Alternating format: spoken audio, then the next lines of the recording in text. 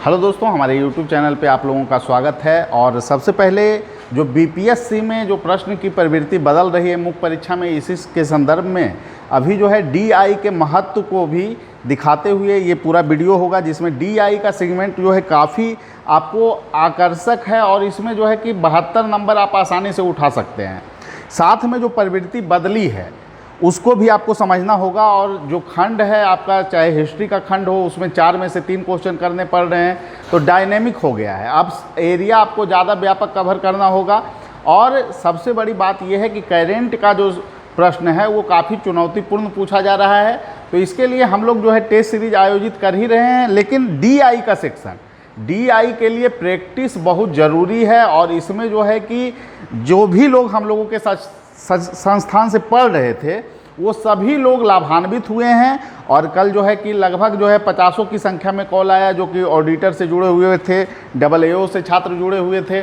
तो इन लोगों के लिए जो है काफ़ी लाभान्वित होने वाला है। और ख़ास करके ऑडिटर वाले तो प्रत्यक्ष रूप से देख ही सकते हैं, दोनों डीआई जिनका सोल्व हो गया है, 72 नंबर वहाँ पर आप आसानी से उठा सकते हैं। जबकि अन्य पार्ट में हिस्ट्री हो वो और जटिल किया जा रहा है, करेंट वाला पोर्शन को जटिल किया जा रहा है, पॉलिटी का खंड भी जटिल किया जा रहा है सर। और इसके अलावा जो खंड है इकोनॉमिक्स का वो भी जटिल हो रहा है। तो यहाँ पर है कि आप सिलेक्शन कैसे पाना है, 900 में आपको 450 प्लस कैसे पहुँचना है, ये रणनीति आपके लिए ज़रूरी है। और बीपीएससी 67वीं में डीआई का रोल अगर आप देख लीजिए, अगर यहाँ पर कोई बच्चा 65 से 72 नंबर लाने में सफल हो जाता है और उसको जो है कि आंसर का फॉर्मेटिंग बस सिर्फ सभी चीज़ों में कर लेता है, विश्लेषण क्षमता उसके पास है, तो उसके रिजल्ट को कोई नहीं रोक सकता है। तो आपको डीआई की क्लास से ज़रूर जुड़ना चाहिए। और ख़ास करके ऑडिटर वाले पेपर में देखिए, डीआई में बहुत ज़्यादा मेहनत की आवश्यकता नहीं है, लेकिन आपको लगनशील रहना जरूरी है। डेली एक क्वेश्चन प्रैक्टिस करना जरूरी है। वो सारा कार्यक्रम हम लोगों के यहाँ हो रहा है। जो लोग प्रीवियस में पहले से जान रहे हैं कि डीआई हम कर लिए हैं तो हम कैसे इसका लाभ उठाएं, तो हम लोगों के यहाँ जो है टेस्ट सीरीज भी डीआई का स्पेशल चलाया जा रहा है, जिसमें 80 प्रश्न को शामिल करते हुए पूरे क्वेश्चन को आपको कवर करवाया जाएगा। और जो बीपीएससी का जैसे ही परिणाम आएगा उसमें 2-2 क्वेश्चन का स्लाइड करते हुए हम लोग उसको पूरा कवर करेंगे। विशेष जानकारी जो है कि दीपांकर सर इस संदर्भ में देंगे। और ख़ास करके मैं एक बात बता दूं कि यहाँ पर आप चाहे पाई चार्ट का क्वेश्चन हो, चाहे लाइन डायग्राम का क्वेश्चन हो, सभी क्वेश्चन पर आपको पकड़ रखना पड़ेगा। हो सकता है कुछ अनुपात का क्वेश्चन या अन्य जटिल क्वेश्चन आपको डाल दिया जाए। पाई चार्ट ठीक है, आपका सेफ जोन है कि पाई चार्ट आप बना रहे हैं, लेकिन वहाँ अगर कठिन प्रवृत्ति के 1-2 क्वेश्चन आ जाते हैं तो आपको अन्य पार्ट पर भी आपको पकड़ होना चाहिए। तो इसीलिए दीपांकर सर सभी पोर्शन में, ये नहीं है कि एक खास पोर्शन में वो अपना करवा रहे हैं, सभी पोर्शन में डीआई पर बेहतर पकड़ के लिए आप हमारे संस्थान से जुड़ सकते हैं। और आगे विशेष आपको दीपांकर सर बताएंगे कि ऑडिटर में कैसा क्वेश्चन रहा है और इसी प्रवृत्ति को 67वीं बीपीएससी में फॉलो कर सकता है। हेलो फ्रेंड्स, मैं दीपंकर कुमार, ठीक है, कमलकांत सर का तो इंट्रोडक्शन। अभी जैसे डीआई का अभी जस्ट हम लोग का एओ का एग्ज़ाम हुआ, डीआई का पेपर में, ठीक है। सभी में हम लोग देखें, हिस्ट्री में क्या है, 4 में 3 करना, करंट अफेयर भी सर 4 था, हाँ, करंट अफेयर में भी, हाँ, करंट में 5 में 3 करना। लेकिन डीआई के साथ अभी हमको क्या है कि 4 में 2 करना है, 4 में 2 करना, ठीक है ना। डीआई के साथ हम लोग का भी स्थिति बना हुआ है 4 में 2 करना। बाकी हम लोग जानते ही हैं कि नहीं, 4 सेक्शन डीआई का, जो 4 सेक्शन हम लोग का अभी तक बीपीएससी में आता है, ठीक है। अब बैंकिंग का डीआई, कैट का डीआई, उससे ना मतलब जो बीपीएससी पैटर्न है हम लोग उसी को पढ़ेंगे। बीपीएससी पास करना है तो थोड़ा सेलेक्टिव मोड में चलना ही है। तो क्या आता है, पहला क्वेश्चन तो शुरुआत होता है पाई चार्ट से, फिर बार डायग्राम, लाइन ग्राफ, यही 3 है मेन। और उसके बाद क्या आता है, एक प्रवृत्ति क्या है, मिक्स ग्राफ का, माने मिक्स ग्राफ, कोई एक नहीं दिया हुआ, इसी के साथ क्या है, पाई चार्ट के साथ एक टेबल दे दिया गया, एक टेबल दे दिया, जैसे अभी है हम लोग देख रहे हैं, अभी हम लोग जैसे देख रहे हैं, कल वाला है क्वेश्चन है, ठीक है ना, कल वाला है क्वेश्चन। देखिए पाई चार्ट का एक सवाल है, ठीक है, कल का एओ 2 नवंबर का ये वाला पेपर है। क्या कह रहा है कि एक पाई चार्ट दे दिया गया है आपको। पाई चार्ट में कोई एक डिपार्टमेंट में 1800 व्यक्ति काम कर रहे हैं, किस डिपार्टमेंट में, प्रोडक्शन में है, अकाउंट में है, मार्केटिंग में है, आईटी में है, एचआर में है। तो वो अब सबका बांट दिया, जैसे 28% कहाँ काम कर रहे हैं, उत्पादन में।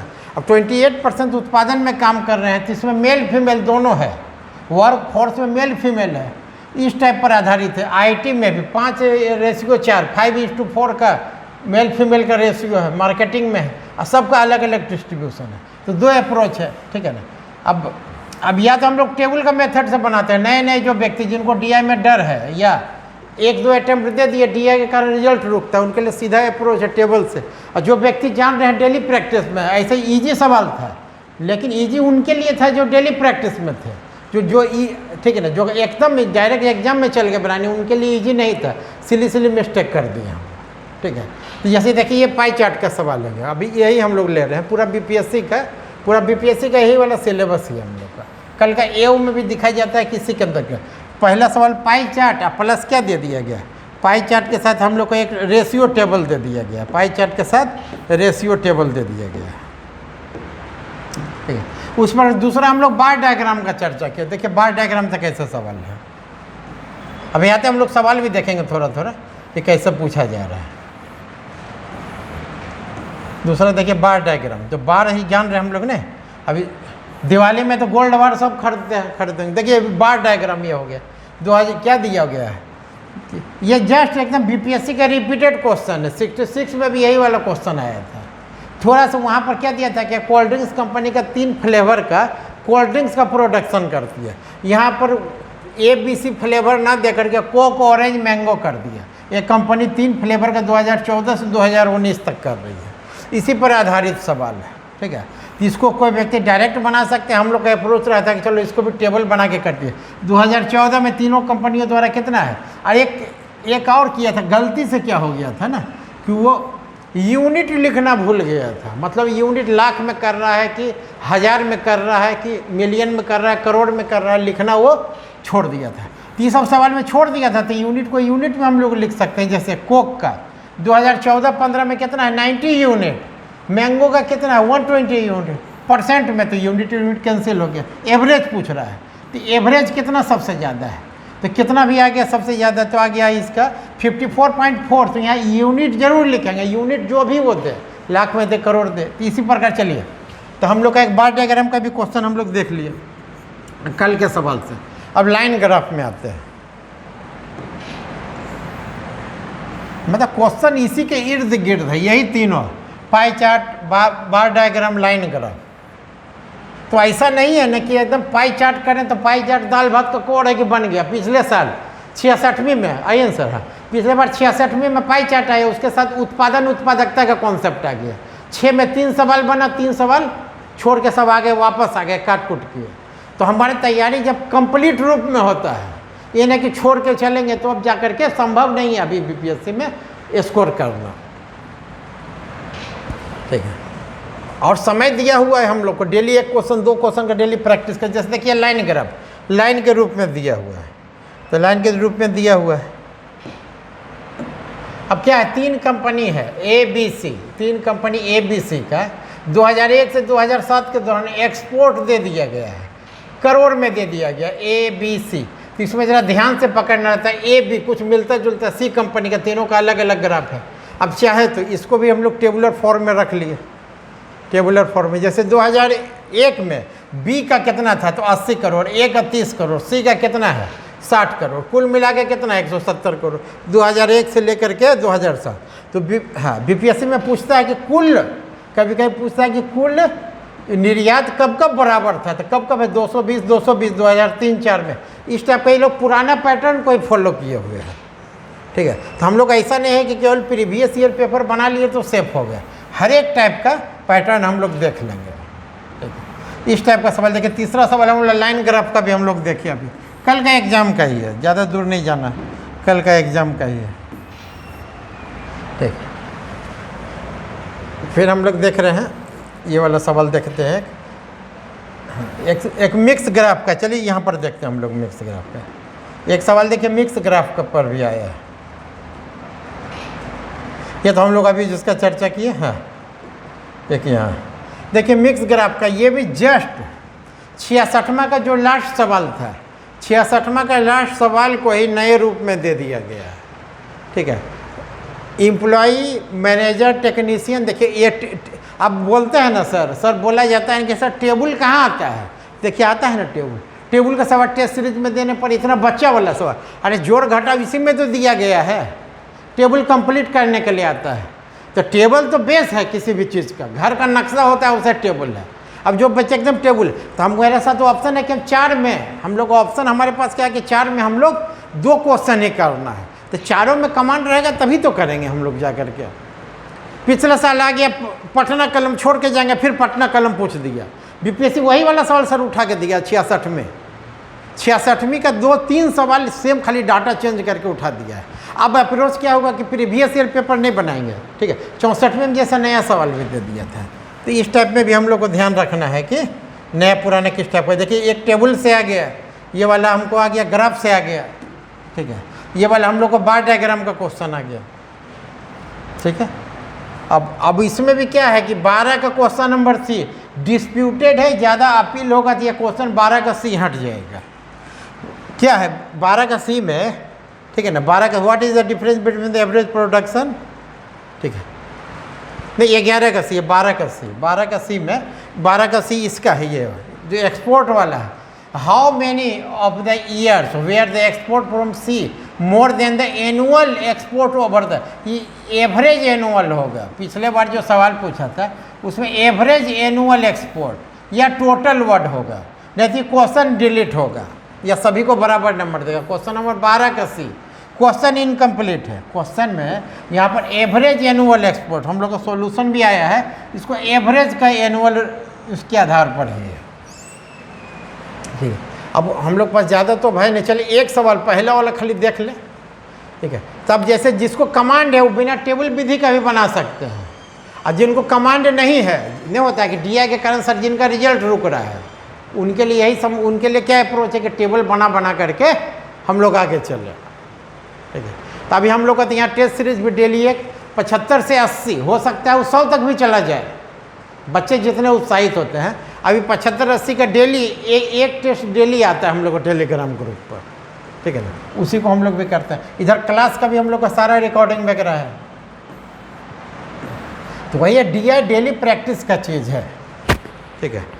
साइकिल रेस में वही जीतता, कौन जीतता है? जो डेली प्रैक्टिस करता है। साइकिल चलाना आसान काम है, लेकिन साइकिल का रेस कोई जीत जाएगा नहीं, जीतेगा सर, ठीक है ना। तो साइकिल का रेस जीतने के लिए भी डेली प्रैक्टिस चाहिए हमको, किसी भी चीज़ को करने के लिए, ठीक है। तो बहुत ऐसा नहीं है कि कोई केट एक्सपर्ट नहीं होता है, हम लोग को IIM का एडमिशन वाला नहीं आता है डीआई, ठीक है, लेकिन कि सिविल सेवक को जितना ज़रूरत है, कोई डाटा ही आ गया, बाहर का डाटा 3 साल का पुराना डाटा है, क्या किया है नहीं किया, इसलिए थोड़ा विश्लेषणात्मक क्षमता के लिए सीसेट नहीं आया है, लेकिन सीसेट मेंस में रूप में है, किसके रूप में?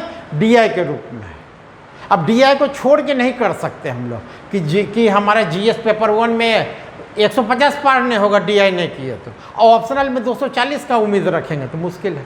प्रैक्टिकल अप्रोच में 66 का ही रिजल्ट उठा के देख लीजिए, जिनका ऑप्शनल के साथ डीआई सपोर्ट है उन्हीं का रिजल्ट आया है, ठीक है। अब बाकी आ जाइए कमल सर।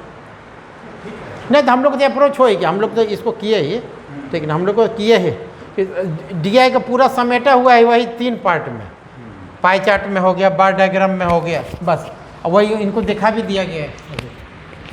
तो आप लोग पूरा महत्व समझ सकते हैं डीआई सेक्शन का, जैसा दीपांकर सर बताए हैं, और तमाम आप लोग खुद समझ सकते हैं कि बिना डीआई के रिजल्ट संभव नहीं है।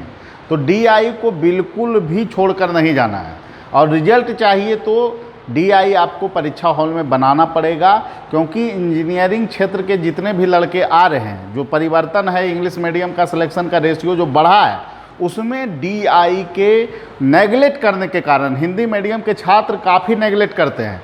और मैं उन्हें बता दूं कि डीआई के बिना हिंदी मीडियम का ग्राफ ऊपर नहीं जा सकता है। वास्तविकता आप देख लीजिए, हम तो पहले ही बोल रहे थे कि 65वीं या 66 में हिंदी मीडियम का ग्राफ डाउन गया है, और वो ग्राफ आपको 35% के आसपास सिमट गया। अब तो आरटीआई में जवाब भी आ गया है कि हिंदी मीडियम के छात्रों की संख्या मात्र 35 से 36% है।